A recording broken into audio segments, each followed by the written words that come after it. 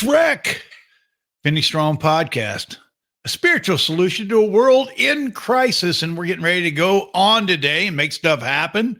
Maybe make a change, maybe a little change, maybe a lot of change. Let's get Mr. C.H. Smith in here and see what's happening. And let's get the party started, as they say. Charlie, what's up today? How you doing? Jay Shrek. Excited about this one. Well, we should be excited, right? Because this is going to probably be the best one we've ever done. Yeah. I totally think so. Hey, first off, like and subscribe when it's shout out to the Finish Strong podcast family. And I will say, when we were running through this, Jeff, I had a good feeling and a bad feeling about this. So I think this is going to be one of our best. What I will say is just the rules, right? 28 minutes, and then we go into 2-minute warning. We close it out. We try to get it done in 30 minutes. And wanted to thank you for being on the pod today. Well, I appreciate it. It's always good to be here. And let's jump right in. Both feet. Are you ready to go? Yes. So how many type of people would you say are out there, Charlie? Groupings, and what would you call them?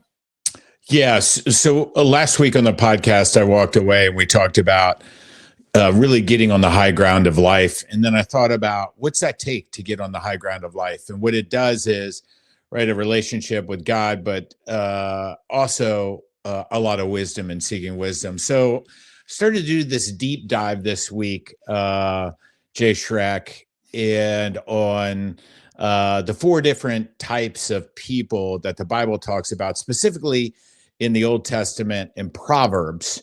And I really wanted to just dig into these 4 different types of people.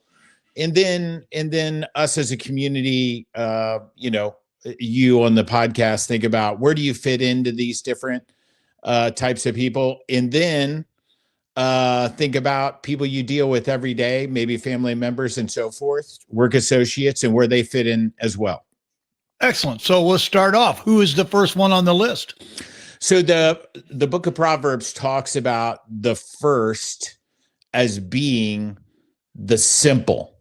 So this is a person typically that is young. You would think that they're young, then they would mature, and then they would move out of being simple. But I think a good illustration of somebody who may think simply is the person who would watch a TikTok video, right? An algorithm that's screaming, see somebody talk about the wonderful aspects of doing a cleanse, and all of a sudden just jumps into the cleanse with no other information than a TikTok influencer telling them that's what to do. Does the simple stay simple, or what is it? How does this work? So the simple can stay simple. This is one of the things that is very troubling if you don't grow out of that youth period. Because I think first off, I think everybody's going to be simple as a youth. But if you're not striving to gain wisdom, and we'll talk about that later on, you're gonna have trouble in life. So the simple starts off, but a lot of times what I'm hearing you say is that if you don't spiritually grow out of that simple, then you're kind of stuck in that place. Is that accurate? Do they stay simple? So yeah, that's one where the simple-minded person could stay simple. And that's the troubling aspect of that person type, is you would think, I think everybody starts out simple, but then you would have them down this path of wisdom and gaining understanding, and then they would move out of being simple. But some do stay simple. So is it an intelligence thing, or is it just that? Is it being naive, or maybe just blocked from the world's realities? What do you think? I think it's how you view life. Yeah, this is where instruction and parenting and growing up is very important. that you have people that are positive influences, specifically your parents, because they should be leaders or mentors. If we've talked to mentor mentee, they would be the person that would give them wise instruction. And that wise instruction could come through, a small group. It could come through your relationships. This is why it's very important for you to have relationships around you, where you've probably heard of this proverb: iron sharpens iron. Yes. Right? It's all about your community, and I think that your parents are number one as far as that community bringing you up, that you move out of being simple. Well, and so it's very important for parents to start with to be able to put people in their children's life that can be influential and positive, as maybe a pastor or a coach or somebody along that line, a family friend that has a little bit of that wisdom and knowledge spiritually. Yes. And I think the goal, right, for all of us is to grow up and be wise so we can invest in other people. And I think the real question we need to ask ourselves is we need to decide who we want to be, right? And based on that, get the tools around us to succeed. Otherwise, you can wander in life. Again, this podcast is about finishing strong. And to finish strong, you got to start out somewhere. So if you start out simple and you move into wisdom, right, that's what you want to do. But if you start out simple and you stay simple, you're not going to be finishing strong. A spiritual solution to a world in chaos, you'll probably live in a lot of chaos. As we talked about, if you're following TikTok influencers or just you believe everything that you're told and you follow the ways of the world. So as we look through this and we see the four categories and we are at simple first. So simple, and then where do you progress, or what's the change, or what's the next grouping? So the next step would be the fool.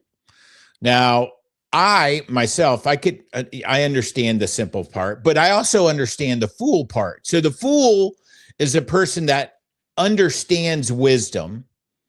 And you might have that proverb there, Jay Schreck, but they understand wisdom, but they do the opposite. So I'll give you a real life example. Let's say, going out and drinking a 12-pack of beer is not the wise choice, but you do it anyways. So that would be the fool, because you know that what you're doing is wrong, but you do it anyways. That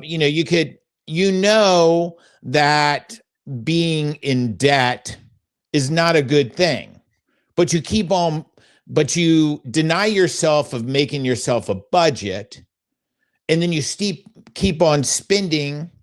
And then when you don't have any money in the bank, right, that is the outcome of being foolish.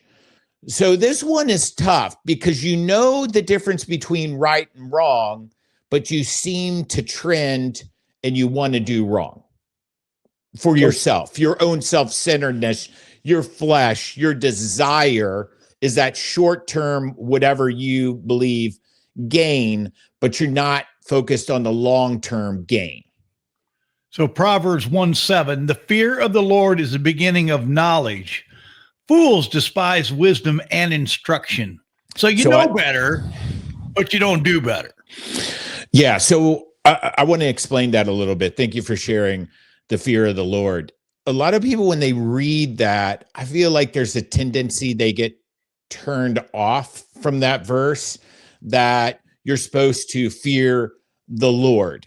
And there is, you should have reverence, but Jesus wants you as part of the family. So it's a reverence of God, the Trinity, the Father, Son, and Holy Ghost. Shout out, this is Holy Week, and happy Easter to everybody. But so the fear of the Lord is the beginning of wisdom. But a fool does not acknowledge that, and they're not continually seeking forward. And that's a dangerous place to be, right? It all starts with God, as we've talked about, in that reverence for God and wanting to be a part of his family. And then going down this journey of gaining wisdom along the way. Fools reject God's wisdom, choosing their own way. Yes. So this is the fool. I think a lot of us, fall in this category. We know the difference between right or wrong, but our selfish self-centeredness, our flesh, whatever you want to call it, desires these short-term gains. And then we end up having pain along the way. And when you look at these different personality types, I think the outcome of yielding to the simple, the fool, and we'll get this, it's not personality types, persons. This is not a personality type. These are people types. So yeah, you can forego so much pain by having the reverence for God and seeking wisdom.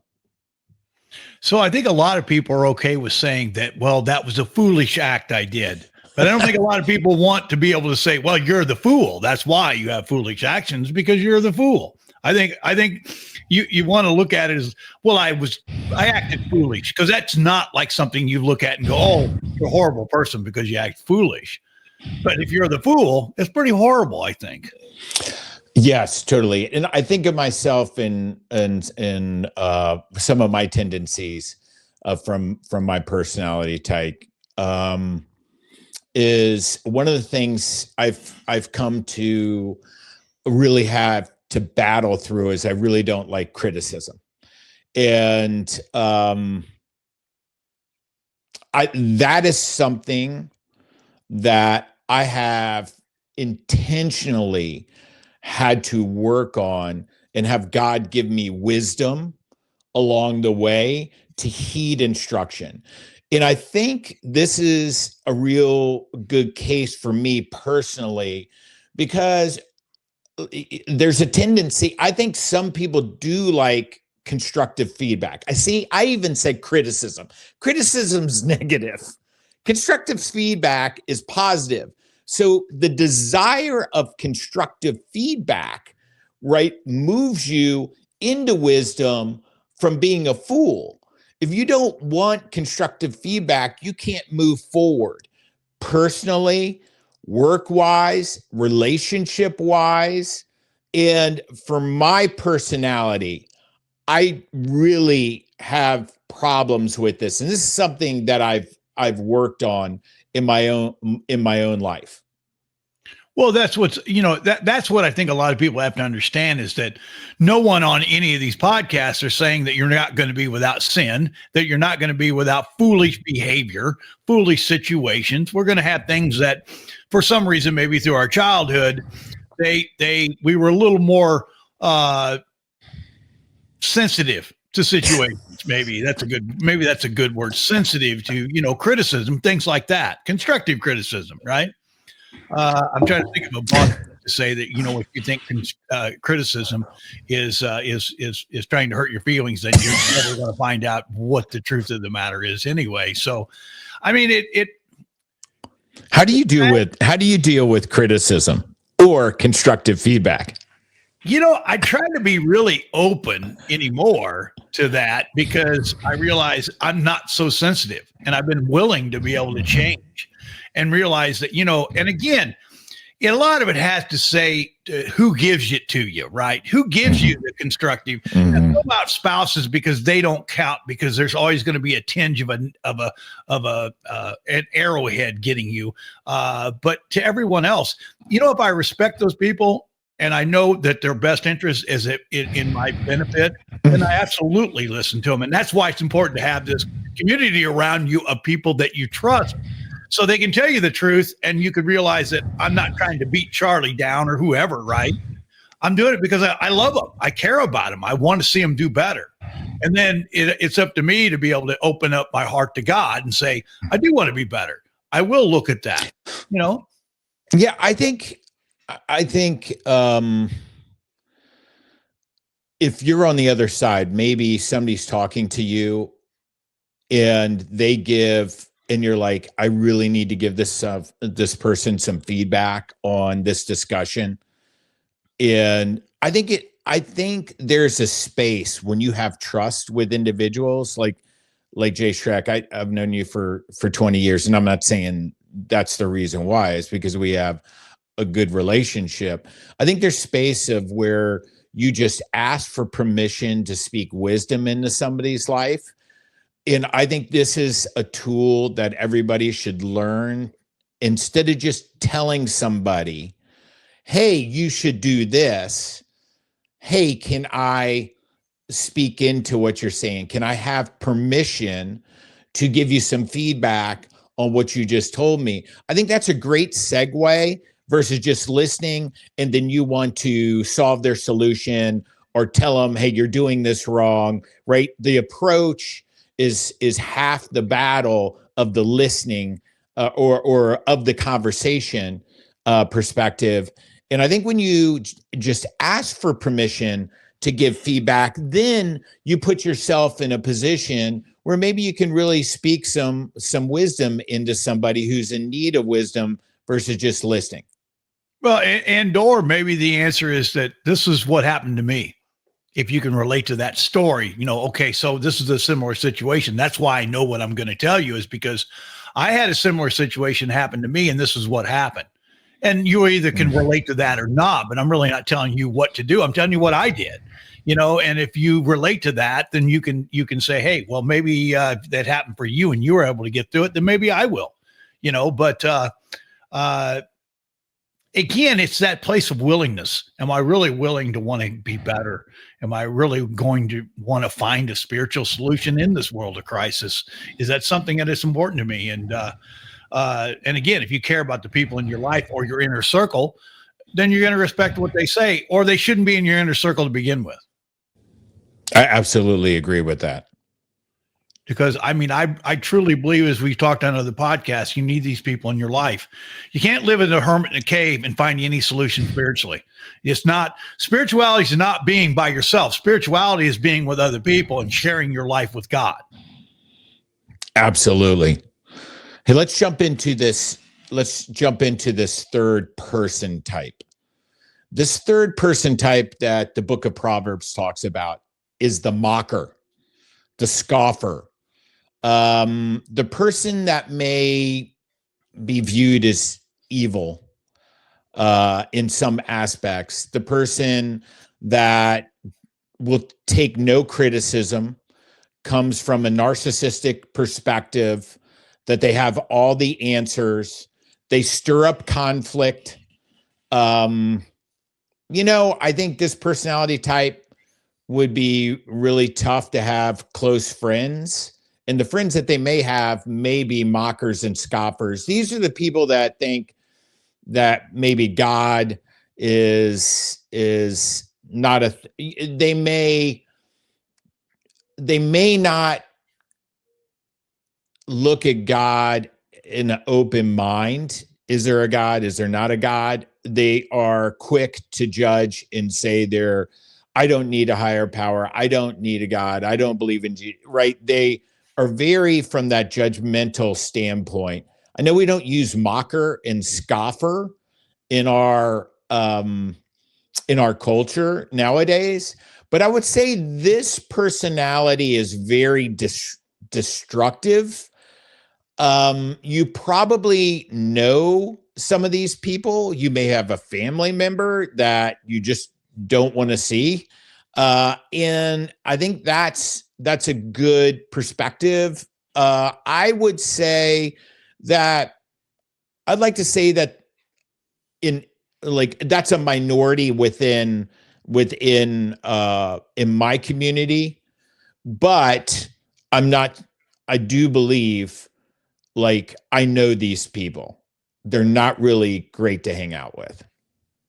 I think every family has that personality type in their lives. I believe every one of them does. Everybody's got someone in there somewhere that is the scoffer. And the thing about us, the people that I know that fit in that category, and it could be anybody. I mean, you could be created into that. You know, you could have situations that happened in your childhood where you were hurt and you said, well, I'm never going to let that happen again. I'm never going to let people get in my life again.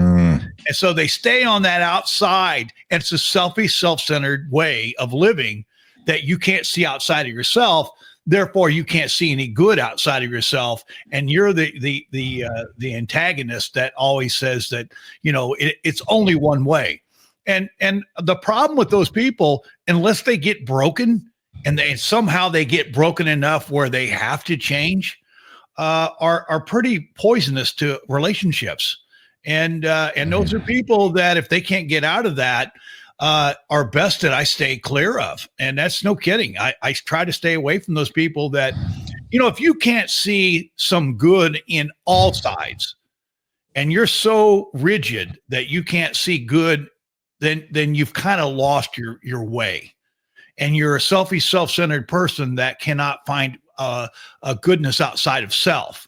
So you're always looking at the negative. So because you don't want people looking back at you. And so the problems with scoffers is they might come out as a timid person, but eventually that timidness becomes so rigid that they're very difficult to deal with. And unless they're broken, they can't be fixed. Yeah, I agree with you on this. This is a very difficult personality, and where you almost have to be broken to start to move forward in wisdom, whatever that the brokenness looks like. You know, I think it's critical when you're dealing with a scoffer or a mocker, that the tendency. So you talked about a family. This is real conversation. Let's say your family's tight. They come together during the holidays, you know, Christmas, Thanksgiving. Let's just say Thanksgiving. So it's to be a very joyous time. Let's say you have 15 people there. I'm trying to paint a picture here, like the picture back here of this room. So you come together during that time, and you know there's going to be an individual that has that personality type, and you don't want to go, or maybe you don't go to Thanksgiving because of one person. I think it's very critical if that's the case. I think most people have the tendency of just not going, and that's the easy out. But the real thing that needs to happen is a conversation about boundaries. And so with that individual, you say, hey, I want to have dialogue. You're my brother, sister, whoever, cousin. But if we go into this realm, if we approach this, like, I can't go there. So wherever that is. So you set boundaries with this individual.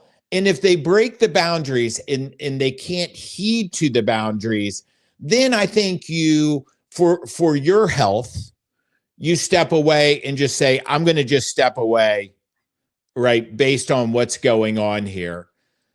I mean, that individual is probably going to attack you verbally, or however it looks, or stir up conflict in the family, or work against you, or whatever. But you need to have those boundaries. Otherwise, you're just going to cut the person off.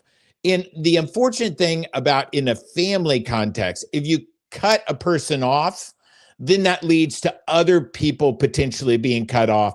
And I don't know if that's the wise thing to do. What do you say, Jay Shrek? You know, I have the worst experience in this of anybody that I know. And I don't know how deep to get into this, because It's difficult. And, what's my opinion? My opinion is the parents are the ones that set the ground rules. And if they come over to their house on a Thanksgiving or an Easter, this is what's going to happen and not going to happen. And if it starts, you can all go home and leave and don't come back. And you got to be a strong parent to be able to say that. But somebody has to put their foot down to say, this is the guidelines that we're going to live this one day with. And if you can't get through that, then don't come back. And you got to be a strong parent to be able to do that. And you got to be a strong parent to be able to put those guidelines in. But if you don't do that, I will tell you what happens. Your family's gone anyway. Because if you don't put that in there, they're not going to have a relationship. And there are people you just can't get along. Within a family, if you ask my brothers, for example, what kind of childhood they came from, you would hear 4 entirely different stories of what went on. And you would think, and you would swear that they weren't even living in the same household. And I'm not saying their realities weren't accurate. I mean, you see what you see or feel like you feel. But, I'll say this. I choose my friends. I don't choose my family. Now, spiritually, what I believe is, do you try? Yeah, you do have that conversation, but you also have that conversation that says, my family comes first, and I'm not going to put them in a situation that's going to be uncomfortable and unspiritual when I'm dealing with unspiritual people. I mean, there is definitely a line that I don't, I'm going to say this, and I'm ashamed to say it, but I'm going to say it. I have had non-communication with brothers for over 25 years. And you know what? I think it's best for them, and I think it's best for me. And do I hate them? No, I don't. Do they bring spirituality to the table with me? No. Do I bring it to them? Most likely not, right? And that's okay. And I'm comfortable with that situation, but I don't want people to think that that's the answer. The answer is to try to work it out. But when it can't, your family comes first. And if it means no dinner at grandma's house at Thanksgiving, but then again, I expect that parent as well to put the guidelines down and to be able to say, this is the line that we're not going to cross. But you got to be pretty strong and pretty spiritual to be able to, sometimes spirituality is you do pick up a sword. Sometimes spirituality is that you just don't lay down, right? And sometimes you got to stand up for what you know is right. And boy, this is a tough one. And but you know what? It comes down to this. I am responsible for what happens in my house and the way that my family lives. I'm not necessarily responsible for someone else's house, regardless how close those people are or not.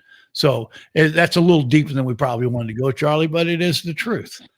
No, that's really good. That's good feedback, right? I think it's very easy to cut people off if they aren't family, but if they're family, it's a totally different dynamic. And then if, to use some biblical perspective, right? When you get married with somebody, right, you leave your father and your mother to join that spouse. So it adds a different dynamic because they are new to the family. And there might be some wisdom there because they see stuff that maybe you haven't seen before. So that's part of wisdom. Hey, shifting in our last one as we round this out, we've talked about the whole time. The last and fourth person is the wise person. And when I think of the wise person, right, that is the person trying to get on the high ground. So how do you get on the high ground? We talked about it last week, right? You seek wisdom, mentor, mentee, you go to church, you're looking to understand the world and how God has put us in this world and how to be a part of that family. Iron sharpens iron, right? So you hang around with people that take you to that next level in wisdom. I think that to be on the wisdom journey, it has to be an absolute decision. And what I'm saying there is, I put together this kind of spreadsheet or chart about the different types of personality types. And then, hey, what type of disciplines do we fall? So if you go down and force rank them, like your relationship with God and seeking faith, I would say is A1, priority one. It cascades on everything else. But then you could think of yourself like financial wisdom, health wisdom, diet and exercise wisdom, mental wisdom. What are you doing there? All these, relationship wisdom. So what are you doing to create all this type of wisdom so that you have let's call it a wisdom dome over you as you're seeking to the higher ground? I think that's very important, to seek all types of wisdom, but you need to understand this, because you might be talking to somebody who is very wise in faith and understands God, but doesn't know how to balance their checkbook. So when you're seeking wisdom, right, that's part of understanding wisdom. And wisdom starts first with faith in God. And with me, that's my 2-minute warning. I'm out on that. It all starts for me with the Lord Jesus Christ, in seeking wisdom from him. Then I'm able to look at the other areas of my life. Then I can cascade and serve other people because I have the wisdom. You don't want to be showing wisdom if you don't know anything about that subject. You know what I mean, Jay Shrek? I surround my people in my life that have abilities to do different things, right? And allow me to have strength. And hopefully you chose your partner that way also, right? Is that you choose somebody that has strengths that you don't have. I mean, if I have somebody that's just like me, well, I got a bunch of just like me's. I don't really need a bunch of just like me's. I need the people that can seek differently. That's really important to me. I see you as being the guy that comes up and says, "Hey, Charlie, I'm 20 pounds overweight. What do you think I ought to do to help me?" Right? I get the guy that says, "Hey, Jeff, I'm 350 pounds overweight." Okay, I get the extreme left, and you seem to have like the more right, which is perfect, because again, you need different people in your life to do different things, and there's not one size fits all. The only one size fits all is God. That's it. The rest of it we work through and we make through. And you know what? I seem to get extremes because, I get the guy that goes to the psychiatrist, and he feels really good about telling the psychiatrist everything. And then when he leaves there, he does nothing. Okay. So there's no work. There's no faith. Without works is dead. Right. I don't get more of the people that I get the broken ones, Charlie. I get the people that are broken. And that's even the scoffers get to be some of the strongest believers if they get broken. And that's one thing I'll say about a scoffer that's positive and unbelievably possible or positive, is that those are the people, man, if they get broken, if they finally collapse this chaos of this house of cards they built for themselves, man, you talk about the ones that are the strongest faith believers that I've ever experienced. So there's none of these categories that can't be evolved out of. None of these groupings that can't change. All you got to do is open your heart and say, "God, I need help." That's all. I believe that's the most powerful statement anybody could say in the world is, "God, help me." Help me is the two strongest words in the vocabulary of man ever. Help me. Help me. And with that willingness, anyone in these categories can find God, and that's why we're here. Yeah. In closing, I would say, if you have the will to finish strong, start today. One step forward. We're all in the journey. You have to say, "I'm not going to be foolish anymore.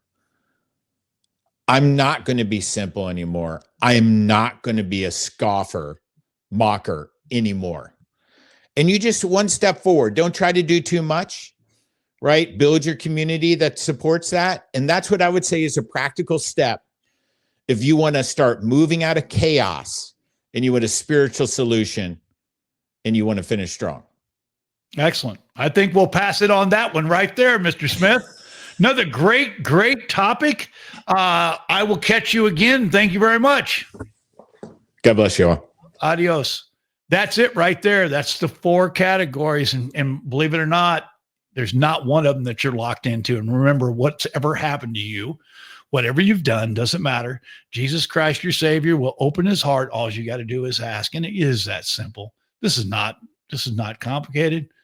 Ask God, please help me. And that's it. Jay Schreck, Finish Strong Podcast with C.H. Smith. What we say now is adios, amigos.